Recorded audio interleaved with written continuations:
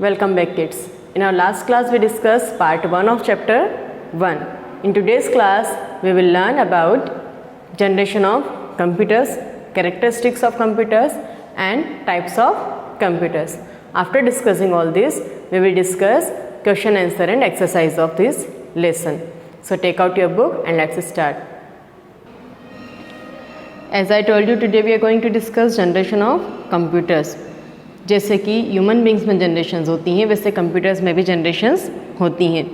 जो computer generations हैं वो उनकी कैपेसिटी, उनके मेमोरी कैपेसिटी और उनके साइज़ के हिसाब से चेंज होती गई.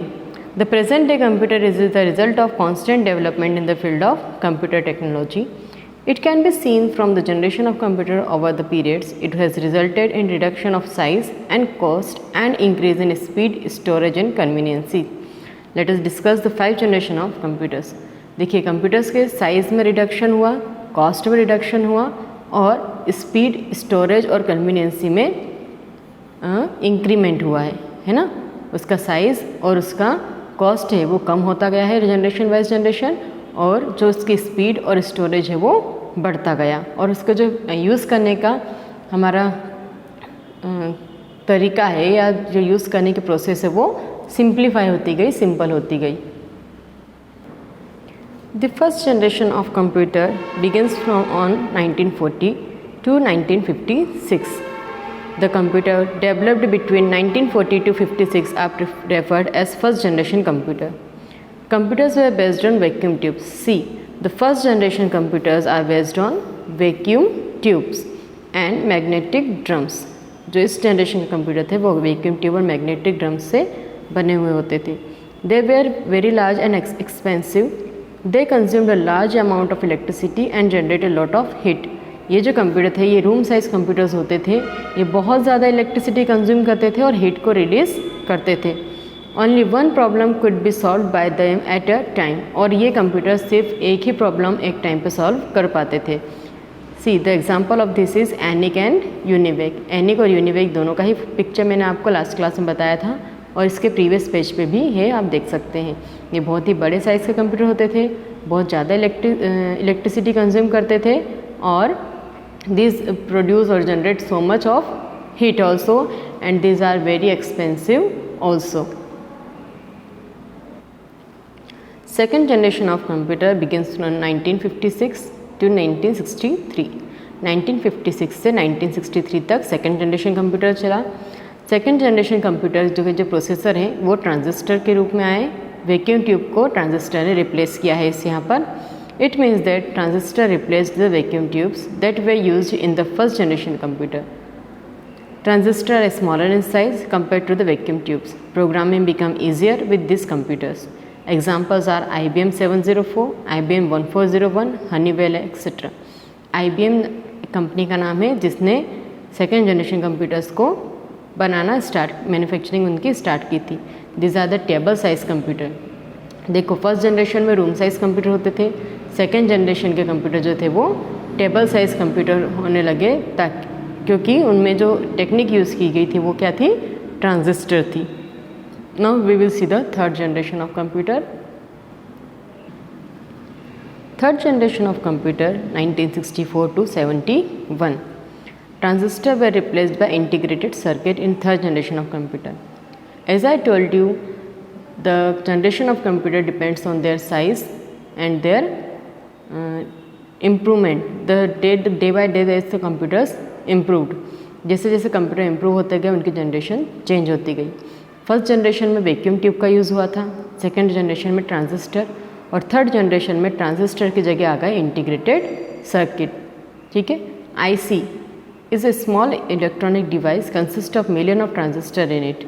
एक छोटी सी डिवाइस में बहुत सारे ट्रांजिस्टर को फिट किया गया.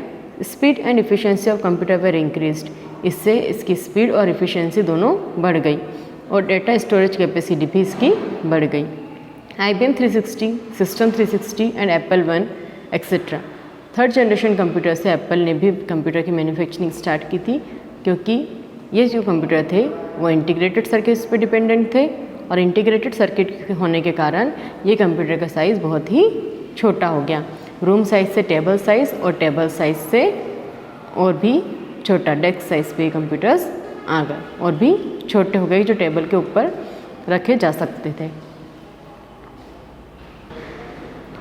Fourth generation of computer 1971 to till now. Fourth generation computer जो है वो अभी भी यूज़ में आते हैं और ये 1971 से स्टार्ट हुए हैं। Fourth generation computer way produced in after 1971। Microprocessor way used by this computers in place of integrated circuit. A microprocessor is a small chip that consists of number of integrated circuit in it। देखिए, transistors को replace किया integrated circuit ने और integrated circuit को replace किया micro processor ने। Micro processor एक small chip होती है जिसमें काफ़ी सारे इंटीग्रेटेड सर्किट की कैपेसिटी होती है। Computer are no smaller, faster and have large memory. This computers can run many programs at a time.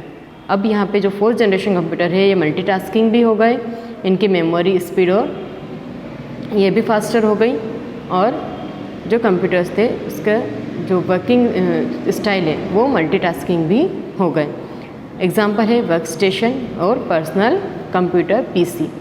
ये एक टाइप ऑफ पर्सनल कंप्यूटर है जिसमें मॉनिटर, सीपीयू और कीबोर्ड, माउस ये सब चीज़ें होती हैं।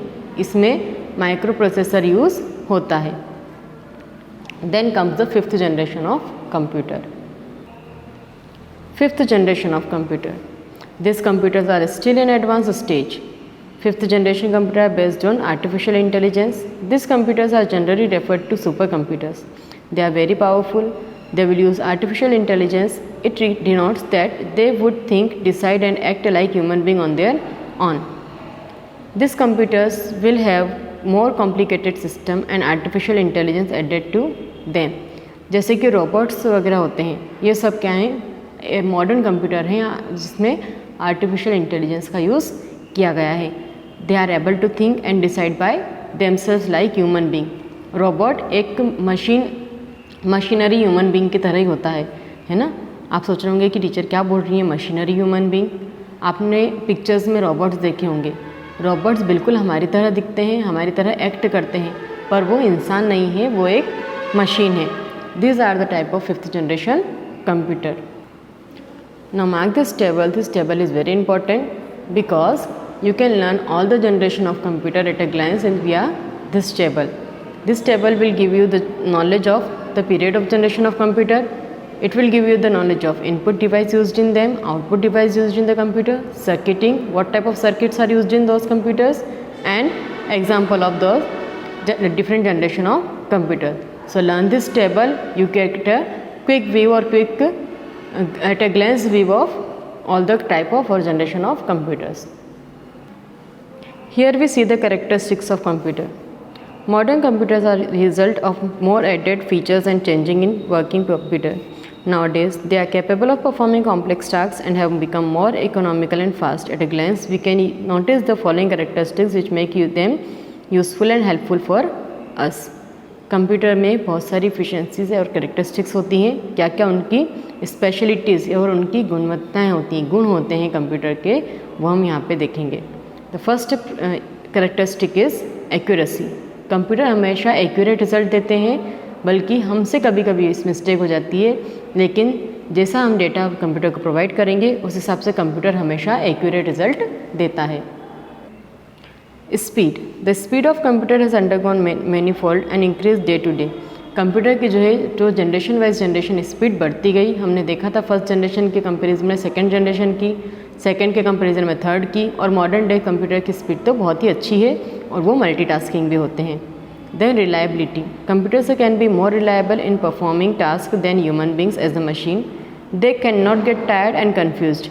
कंप्यूटर ना थकते हैं और ना ही कन्फ्यूज़ होते हैं। They will produce result for any number of times on getting instruction. जैसा हम इंस्ट्रक्शन देते हैं वो हमें वैसे रिजल्ट दे देते हैं। Then versatility. Due to added features, a computer can perform many versatile tasks, that is complex calculation, making drawing, drafting text, entertainment, correspondence, etc. Versatile मतलब चुलबुलापन। जैसे कि एक चुलबुला और नटखट बच्चे सारे काम कर सकते हैं, बहुत ही मल्टी टैलेंटेड होते हैं, वैसे ही कंप्यूटर भी बहुत ही वर्सटाइल होता है। ये complex calculation, drawing, draft making, entertainment हर चीज़ में यूज़ आ सकता है। Storage. A computer can hold large amount of data in different form like large text, equation, picture, music, etc., which is helpful for future use. In comparison with humans, these are impossible. हम बहुत time तक किसी चीज़ को याद नहीं रख सकते, लेकिन कंप्यूटर में अगर एक बार हमने चीज़ें स्टोर कर दी तो वो बहुत ही लंबे समय तक हमारे पास रहती है. Types of computer. There are different types of computer in accordance with their size, speed, storage capacity and cost. Cost, storage capacity और utility के हिसाब से अलग अलग type of computers divide किए गए हैं. Micro computers. The term micro computer is generally synonym of personal computer. जो PC या personal computers होते हैं उन्हें ही हम micro computers भी कहते हैं. माइक्रो कंप्यूटर्स के क्या क्या यूजेस होते हैं ये सब हम पहले भी पढ़ चुके हैं. आप इसे वर्ड टू वर्ड एक बार रीड करना, कुछ भी डाउट हो तो मुझसे पूछ सकते हैं. Then desktop computers. जो कंप्यूटर्स डेस्क के ऊपर रखा सकते हैं वो डेस्कटॉप कंप्यूटर्स होते हैं. इनमें और पीसी में बहुत ज़्यादा फ़र्क नहीं होता है. This are also portable computers, जिन्हें हम एक जगह से दूसरी जगह ले जा सकते हैं. हर जगह कैरी नहीं कर सकते, पर इन्हें हम शिफ्ट ज़रूर कर सकते हैं. ये जनरली स्कूल, ऑफिस और शॉप्स में काम आते हैं. Then the third category is, third type of computer are laptop computers. Laptop computers जो हैं वो लैप के ऊपर यानी कि गोदी के ऊपर हम रख सकते हैं और उन पे काम कर सकते हैं. इनमें आपको अलग से अटैचमेंट की ज़रूरत नहीं होती. Then hand computers. Hand computers जो हैं वो और भी छोटे होते हैं साइज़ में, लेकिन उनमें इतने ज़्यादा फीचर्स नहीं होते जितने लैपटॉप कंप्यूटर्स में होते हैं. हैंड कंप्यूटर्स को PDA या पर्सनल डिजिटल असिस्टेंस भी कहा जाता है. ठीक है. Then the third category is mini computer. This computers are bigger in size than micro computer. जो मिनी कंप्यूटर है वो माइक्रो से थोड़ा बड़े साइज़ के होते हैं. It's serve a quality that many user can operate it at a time. They have higher processing speed and are comparatively more costly than micro computers. इनकी जो स्पीड है वो ज़्यादा होती है और ये एक दूसरे कंप्यूटर्स से कनेक्ट हो जाते हैं ताकि एक से ज़्यादा लोग एक साथ इन पे काम कर सकें. It may also called a mid range computer. जो मिनी कंप्यूटर हैं उन्हें मिड रेंज कंप्यूटर भी कहा जाता है. Main frame computer. This computers are designed with large memory and high speed. They are very big in size and very powerful. ये जो main frame computers होते हैं ये साइज़ में बड़े होते हैं, बहुत ही पावरफुल होते हैं और जनरली यूनिवर्सिटी, बैंक या साइंटिफिक लेबोरेटरीज में यूज़ आते हैं. Then the last category is of super computer. Super computer बहुत ही स्पेसिफिक टास्क या परफॉर्मेंस के लिए बनाए जाते हैं. Most powerful computers in term of performance and data processing. ये बहुत ही पावरफुल कंप्यूटर्स होते हैं और ये किसी स्पेसिफिक टास्क के लिए ही बनाए जाते हैं, इसीलिए उन्हें सुपर कंप्यूटर कहते हैं. इस चैप्टर की एक्सरसाइज के पिक्स मैं आपको सेंड करूंगी, उसे आपको बुक में कंप्लीट करना है और क्वेश्चन आंसर्स को आपको कॉपी में लिखना है. How do you think that computer have made our lives easier? Computer made our life easier in so many ways as it can do many task at one time. It will save our time as it works so fast. It will do big calculation, will great accuracy. It send and receive information within seconds and so on. Computer बहुत सारी तरह से हमारे use में आ सकता है. ये बड़े बड़े कैलकुलेशंस को चुटकियों में कर देता है, एक्यूरेट रिजल्ट देता है और इन्फॉर्मेशन को इधर उधर भेज सकता है. Who is known as father of computer? Father of computer Charles Babbage को कहा गया है. Charles Babbage is known as father of computer. अब हमें सेकेंड जनरेशन कंप्यूटर पे शॉर्ट नोट लिखना है. सेकेंड जनरेशन ऑफ कंप्यूटर पे बेस्ड ऑन ट्रांजिस्टर्स. ये ट्रांजिस्टर पे बेस्ड होते थे. In this computer, punch cards and magnetic tapes were used as input devices and punch card were output devices. These were smaller in size and easy to operate. Some of the second generation computer are IBM 1401, Honeywell, etc. कुछ examples भी हम दे देंगे. Who invented analytical engine? Analytical engine भी Charles Babbage ने ही invent किया था. Write the main characteristics of computer. यहाँ पे हमें एक्सप्लेन नहीं करा है, उन्होंने एक्सप्लेन करने का नहीं कहा है, सिर्फ लिखने का कहा है, इसलिए हम सिर्फ लिखेंगे, एक्सप्लेन नहीं करेंगे. Few main characteristics of computers are speed, accuracy, diligence, versatility, reliability etcetera. Differentiate between laptop computer and handheld computer. Differentiate मतलब अंतर बताना है, किसमें? लैपटॉप और हैंड हेल्ड में। Laptops are small sized computers can be kept in briefcase with all the function included of computers. इसमें सारे computer के फंक्शन होते हैं और ये एक ब्रीफकेस में रखा सकता है। Whereas handheld computer are having limited functions and the size is so small to keep in pocket. Handled computer में फंक्शंस लिमिटेड होते हैं लेकिन उसका साइज़ इतना छोटा होता है कि हम उसे पॉकेट में रख सकते हैं। What are the features of supercomputer? Supercomputers are most powerful computers in terms of performance and data processing.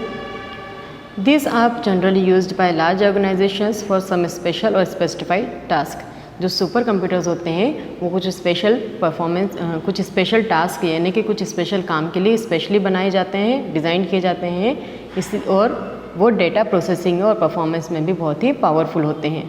So this is all about the question answer. इन्हें आपको कॉपी में अच्छे से कंप्लीट करना है। मैं इनकी PDF फाइल आपको सेंड करूँगी, उसकी हेल्प से आप कंप्लीट कर सकते हैं। तो इसके ये फर्स्ट चैप्टर आपको कंप्लीट करना है और चेक करवाना है और लर्न करना है क्योंकि ये टेस्ट में आएगा। ओके।